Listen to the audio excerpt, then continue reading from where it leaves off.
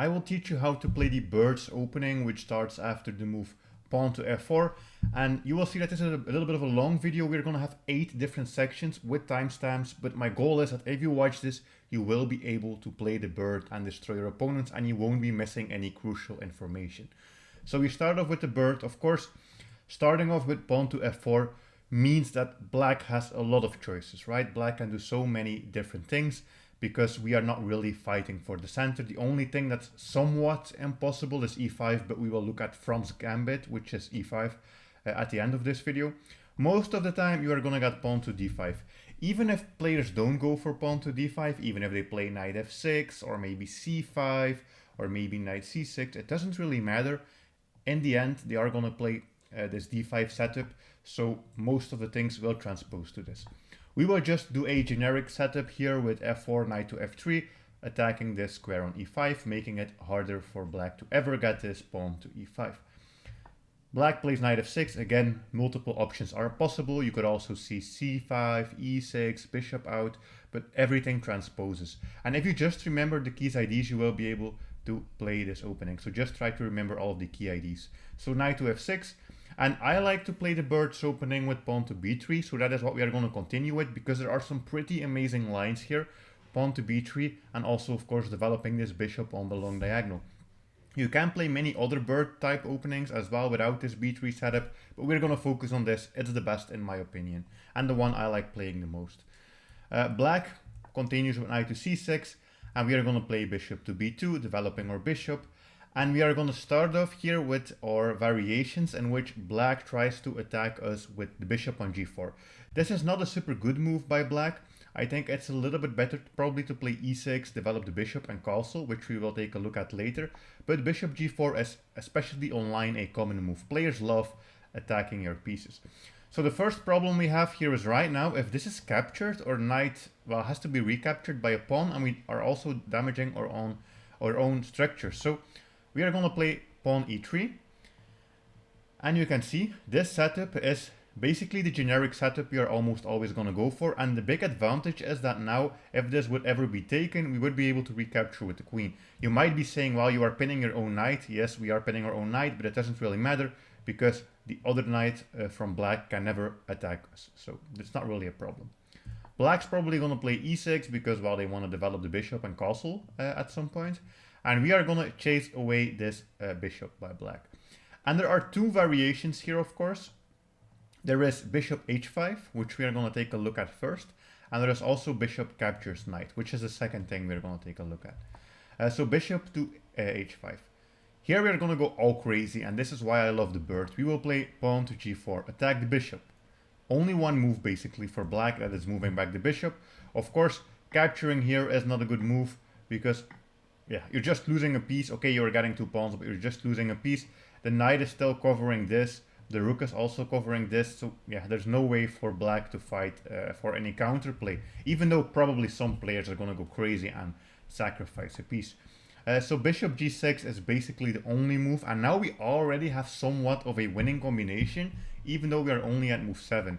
So we are going to play bishop to b5, pinning the knight. And this is going to be annoying, because you can already see the knight is pinned to the king, the bishop can no longer interpose, and we will also be able to use our knight and double up the pressure here.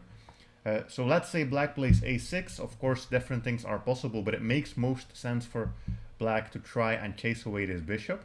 We are going to capture, and then you could say I'm going to play knight e5, but actually we want to solidify our structure a little bit more first, and that is why we are going to play d3. And it's really important to also be somewhat patient in the bird and go for this pawn structure, because if you are impatient and you want to attack too much too early, you are gonna get knocked down and you're gonna lose probably.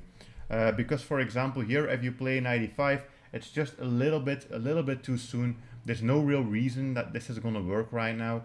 Yes, we are attacking this pawn on c6, but for example c5, and yeah, we don't really have anything. You can always take here, but we don't really have anything super spectacular right now. So we're going to play d3 first. Black's probably going to continue with development. For example, here bishop to e7, which is one of the most played moves, yes. And we are going to continue with knight to d2. So as I said, a little bit of patience. We are going to do a slow build up. Black castles, and now it's time for us to play knight to e5.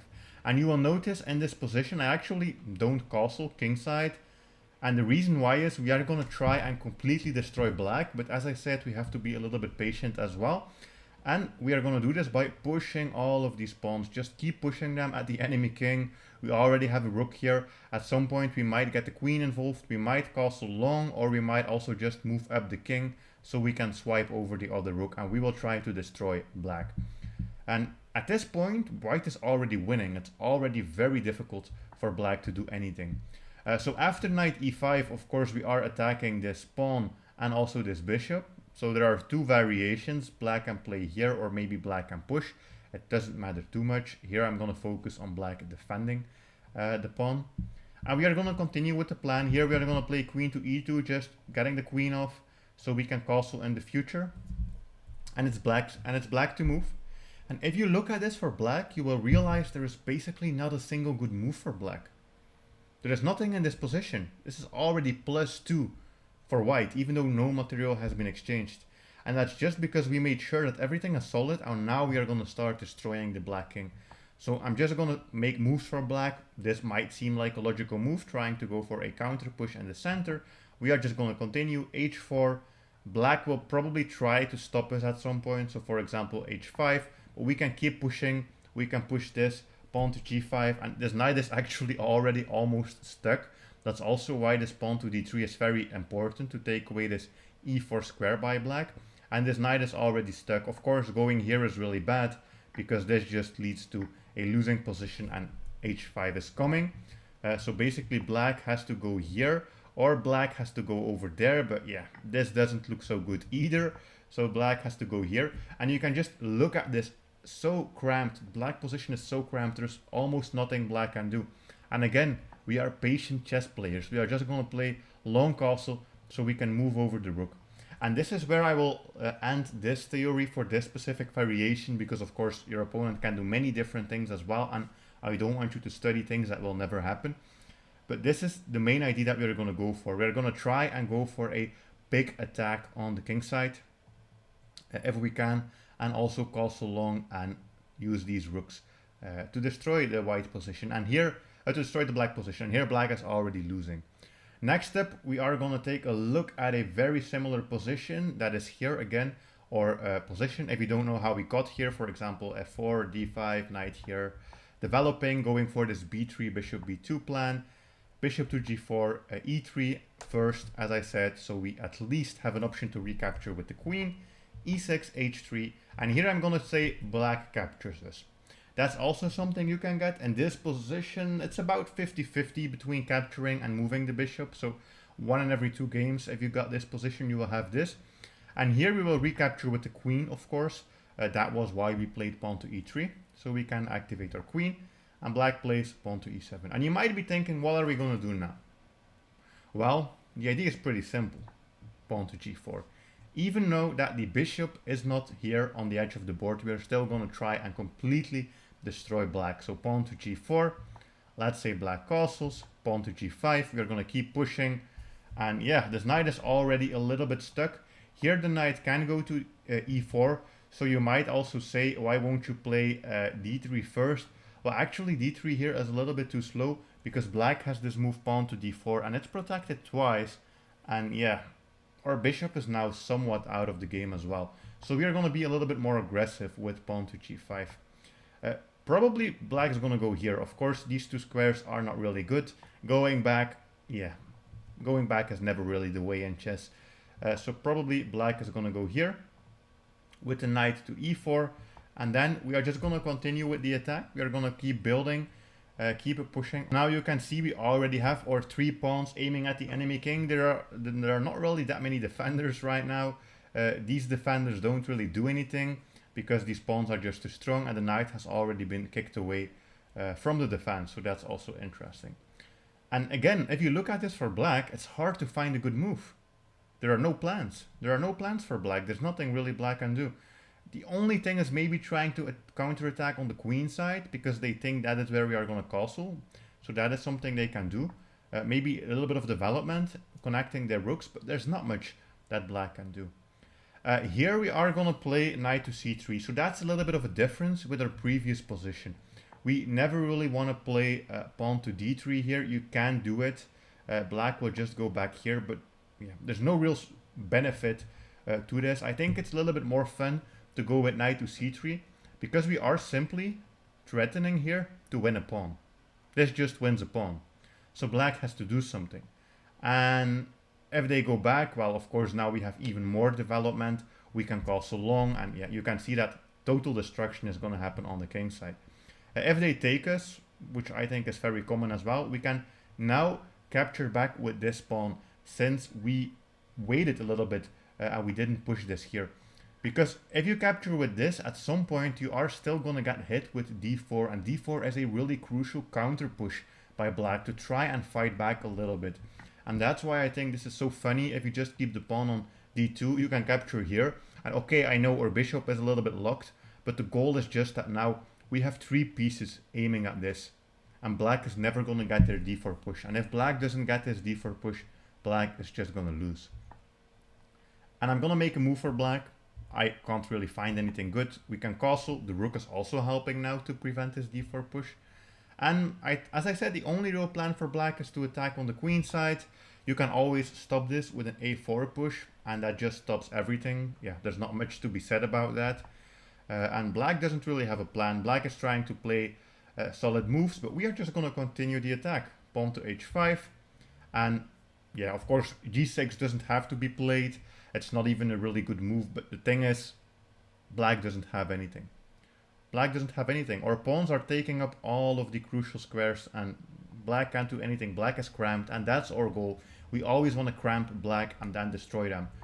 So let's say they try to counterattack, for example, with g6, because even everything else is also losing. We can activate more pieces towards the attack. That's often where you will also try to use this light squared bishop here. Yeah, not much black can do. I'm trying to make moves, but there's not much black can do.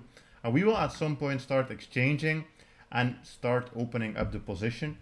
Let's say here, of course, this is even worse for black because just queen h3, and yeah, doesn't really look super good for black. It's checkmate in every line, so maybe this. And then you can just do simple moves. We are just going to double up the rooks.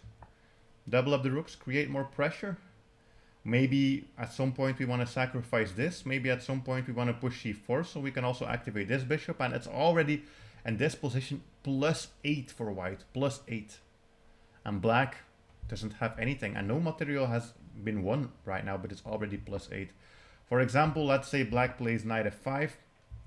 We can trade bishops, go in with the rook. And this is already a winning position. For example, takes. Of course, you can take here straight away, but you can also capture here. It's pretty much the same variation. And then here you have beautiful moves. For example, rook to h8, winning this. And yeah, you can see this is going to open up as well. And this is going to be checkmate very, very soon as well. So those are really important lines to at least understand. Now, this is something a little bit different we are going to take a look at. So again, our f4, d5, knight f3. Same setup, knight f6, b3, knight c6, bishop here. But black, of course, doesn't have to play the bishop here. And I would recommend as black to not play the bishop here, because you are somewhat just helping us to move h3 and move g4 and start a quick attack. So e6 might be something that black also tries. If you get this, pretty easy. We're going to complete the same set of moves. e3, you can recognize the structure, bishop e2, castles. And now we are going to castle short. And that's something important. In chess, you can't be too greedy. You can't always castle long just because you like attacking the king. You will just destroy yourself and your own winning chances if you do that. So against this variation, because we didn't get any quick pushes with the pawns against the bishop, we are just going to be solid. We are going to castle kingside, and we will come up with a different plan to attack black. Many times you will see black play b6 if they kept the bishop at home, so that they can put the bishop on b7. And in those variations, we are going to continue with a different set of plans. And that is where the move pawn to c4 is really important. So pawn to c4 trying to strike at the center, trying to get the pawn out of the way before we potentially put the knight here on c3. Also in the future we are going to push and try to take up the entire center with pawn to d4 as well. Okay, black here plays bishop to b7. You could say, well, what if black captures? That's important to mention. If black captures, you want to recapture with the pawn, and this might be crazy.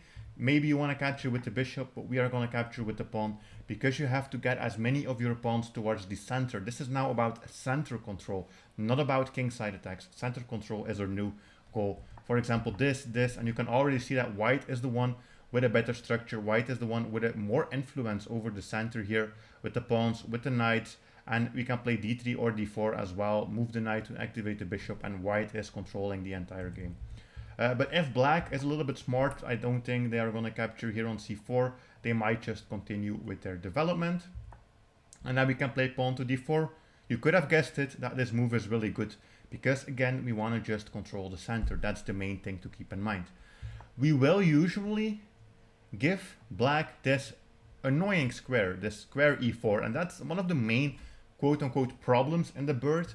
By pushing f4 and usually e3 as well, and then d4, you're always leaving a little bit of a weakness behind here on e4. We have seen this in the previous variations as well, but you can always deal with this.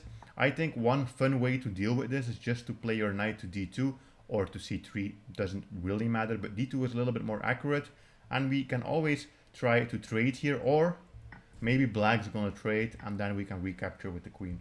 Of course, black doesn't have to. Black can always play f5. That's something that can happen, and against this particular variation you can go for something like this, developing the rook, activating your pieces, or let's say if this happens, sometimes you can also go for a structure like this, and let's just trade. And you might think, well, it's a little bit strange to go for this, but still, black is the one with more pawns in the center. We are controlling more squares in the center, and even if more exchanges happen, for example this, it's always white who is more active, it's always white who is better, and white who has more space and more opportunities for an attack. If black captures, you can just recapture with the queen, and you were able to get rid of this annoying knight on e4. You might get something like this. Remember, always capture with the b pawn, try and play for the center. And yeah, we're already again at a point where if I ask you what is a good move for black, there are not really any good moves. It's hard to find one. Here I'm going to show you a little trick black can try. Again, central control, we are just going to push.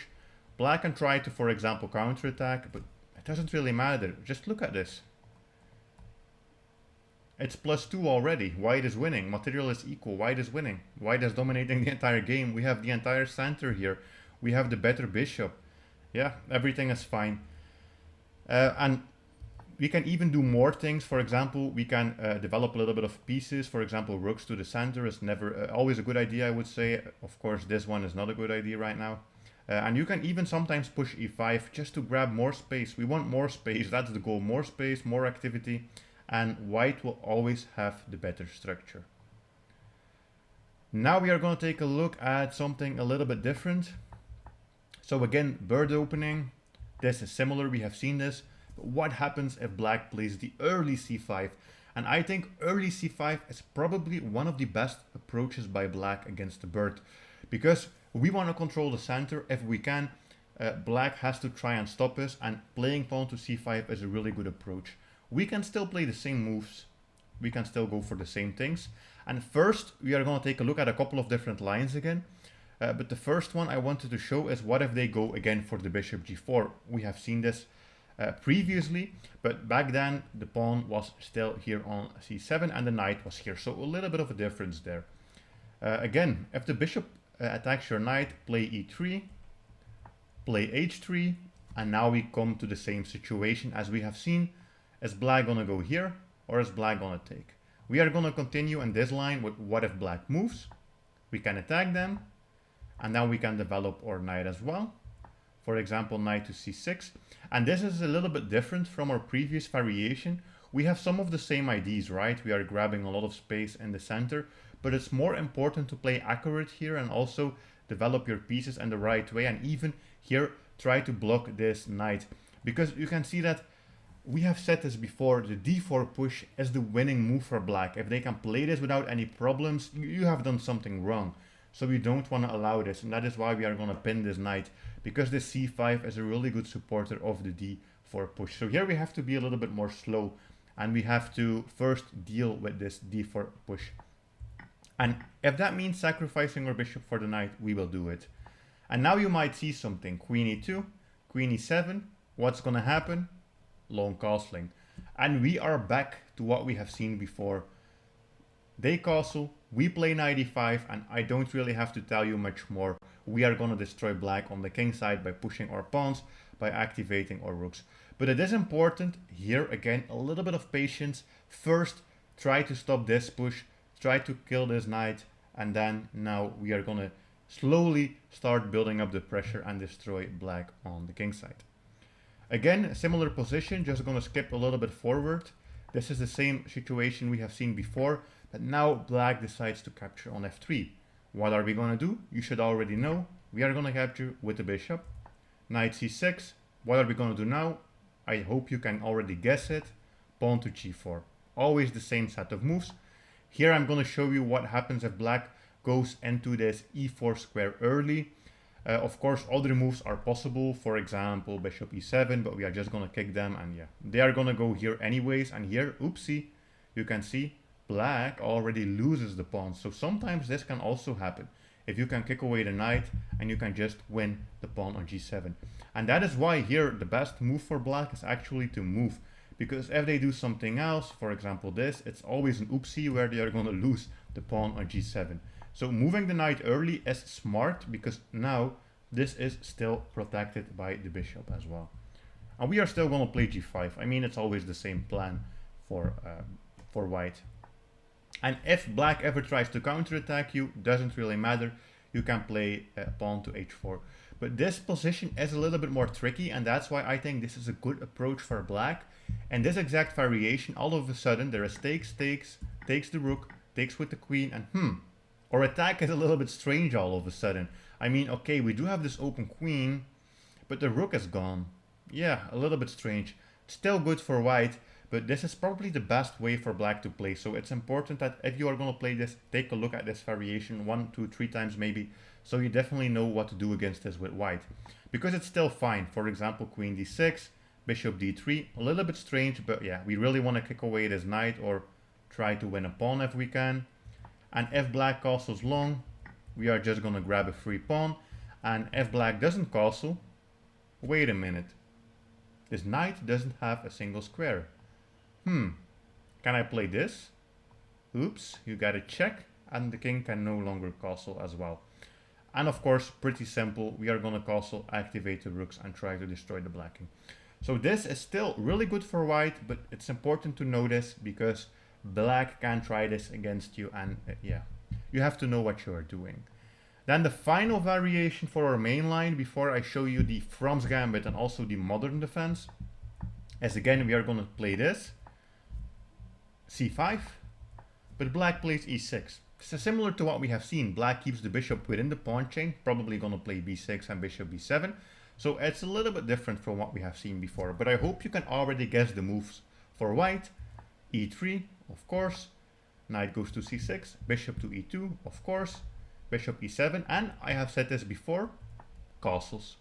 Why are we going to castle kingside? Well, we don't have any reason to go crazy and destroy our own position here, because there is no bishop here. We are not going to win any time attacking it, so we're just going to play it safe. Castle, castle, and we will have a position like this, which is of course still very fine for white as well. But now we are again in the situation where it is about central control, pushing pawns to the center, putting pieces in the center. That's our goal in these more closed variations where black plays e6 with the bishop stuck behind the pawn.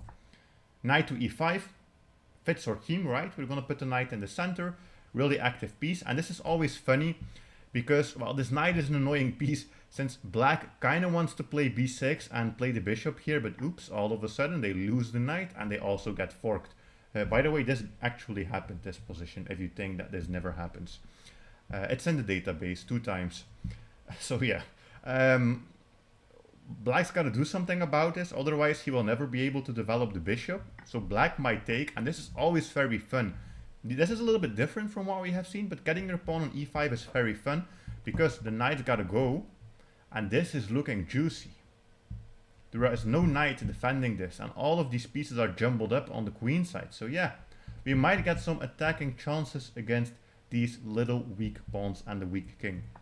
c4 by white, following our structure, we are going to strike in the center. d4 by white, you shouldn't question this, this is what we do. We always go for as many pawns in the center as we can, even if black starts exchanging still. Who is winning here? Who is controlling the center? That is white. We already have 3 pawns here. The king is a little bit weak and everything is fine for white. White finally plays something like b6, develop the knight, develop this, and now we are going to start hunting the king. For example, here bishop to d3, and this might happen as well. Sometimes your rook is going to go over. Okay, I know not right now because you would be losing it. But these are all interesting things. Sometimes the knight can hop over, the bishop can drop back. Many things can happen here. Let's just show you one variation. It's hard to find a good move for black. Let's say a5. Queen goes here. We are threatening checkmate, so black has to play g6. Queen goes back. We still want to keep an eye on this and also support our other pieces here as well, so we don't run into any stupid tricks. Black doesn't really have anything. It's always the same problem, and we just keep bringing more pieces over. For example, rook here. We could get something like this, for example this, and I'm gonna end the theory here for this variation, but you can still see that white is the one with a lot of control, a lot of activity towards the enemy king, and a lot of central space as well, and yeah, black doesn't really have anything. There are 2 more things we need to take a look at. That is From's gambit, and then also a different approach by black, which is the modern defense. I am going to start off with From's gambit, which seems impossible. We play f4 and they play pawn to e5, but this is actually a decent option for black. It's important that you know you shouldn't be afraid of From's gambit, but you should study this a little bit so you know what you are doing. So black is giving us a pawn, we take it. Black is going to try and give us a second pawn, we take it, and black takes back. And right now we are up a full pawn. But we also have to be a little bit careful because, oops, the king is a little bit exposed and we don't want to run into early checkmates or lose material. If you want to study the From's gambit, there are many videos on it. I'm just going to show you the very basics for white. And you can study this variation. You want to develop the knight. And black will play pawn to g5. I'm not going to explain everything, but black will play this if they play the From's gambit. And they do this because they want to kick away your knight, create some weaknesses, go for checks, and they have a lot of beautiful tricks here if you are not careful. So we are going to play pawn to g3. And we do this so we can block the bishop and also block the queen potentially from giving us checks. And now we are starting to get towards something safe here for us. For example, if you play something careless like moving your knight, you can get attacked. This has to move and all of a sudden, bam, queen check. Oh, I'm gonna block, bam, check. Again with the bishop. Okay, I'm gonna block. And that's checkmate. So that is why you have to be very careful. But if you follow my advice and you play the knight and then the pawn, yeah, you are pretty much safe. Black is gonna try to be annoying. Play g4, kick away your knight. You can just park the knight here. Yeah, it's fine. Looks a little bit strange, but it's fine. And black doesn't really have anything. They are going to keep trying. We can play pawn to d4. They keep trying. Black's going to keep going. If they know the From's gambit theory, they're going to keep attacking you. But you can just trade their knight. It's fine. And the important thing is still, we have safety. Our king is still not in a lot of problems. But here you can see that black has a little bit of a tactic. Again, if you are careless and if you just play a random move, all of a sudden, bam, this happens. This bishop grabs this. They are grabbing your rook as well, or even immediately this is also possible. So we want to defend our pawn on g3. That is why we played d4, so we can play the queen to d3. So that is also something you can remember. Play d4 so you can play queen d3 and also protect your pawn on g3. And this is pretty much the end of theory. Black's going to play the knight, try to kick your queen. You can stop it with pawn to c3. Black's still going to kick your queen out with bishop f5. You can play e4. They are going to play queen to e7. Doubling up the pressure, you can play bishop g2. They are going to cost so long, and you can play bishop e3. If you want to study this variation, the Lichess study for the bird's opening is below this video in the pinned comment and also in my Discord server, so you can study this. This is one variation you have to know as white, otherwise you can get some quick losses. And then the final thing I will show you before I'm out of breath is the modern defense. So again, d5, this, knight f6, b3. But there are times where black is going to play pawn to g6. And they can do this with or without d5. I'm going to leave that in the middle. It doesn't really matter. But it's important to know what to do against this. Again, we're going to play the same setup. Bishop b2, e3, castles, bishop e2, c5. This probably looks very similar to things we have already seen. The only difference is the bishop is on g7, castles, knight c6. What are we going to do? Knight e5. And against this variation, it is important to go for the knight e5 line, because basically we would like to get something like this, where at least we can face off with the enemy bishop and make sure it's not really a strong piece. For example, this, bishop b7, knight e2, e6, bishop f3, some solid setup like this. But if black has prepared this, most likely they will play the little bit of an annoying move, queen c7, trying to double up pressure. And here it is best for you if you just take the knight, because if we do something else, let's just develop a knight, sometimes you can be in a little bit of problem because there are already two pieces attacking this, maybe three, and in some variations maybe four if the knight ever goes here as well. So I like just taking here on c6, and then we can just play the bishop here to f3, so we have more pressure over the center. Bishop f5, d3. You should recognize this. We have played this setup before. Rook d8, knight e2, and you're gonna have a decent game from this point onwards. As I said, definitely join my Discord server, top link in the description, because right there you can find the Lichess study for this opening, so you can go through it by yourself, or you can rewatch the video as well, and then you can play the bird and start crushing your opponents with it. That's it. If you enjoyed this, subscribe, and I'll see you in the next one. Bye.